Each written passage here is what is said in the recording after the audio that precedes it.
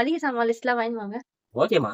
சுகன்யா, நீ எழுதி கொடுத்த எல்லாமே வாங்கிட்டுமா? இந்த எல்லாமே கரெக்டாக இருக்கணும் பாரு.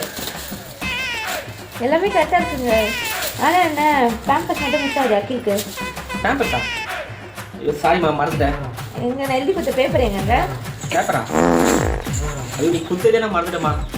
சாரிம்மா, நெக்ஸ்ட் டைம் கரெக்டாக வந்துடுறேன். சாரி சுகன்யா, வயசாகினே போகுது. பழைய ஃபஸ்ட்டு மாதிரிலாம் இப்போ என்னால் எதுவுமே ஞாபகம் வச்ச முடியல. நெக்ஸ்ட் டைம் கரெக்டாக வாங்கி வந்துடுறேம்மா, போச்சுக்காத. 3 days later. இவன் எதுக்கு இப்போ கால் பண்ணுறான்? சொல்லு மச்சான். கல்யாணமா?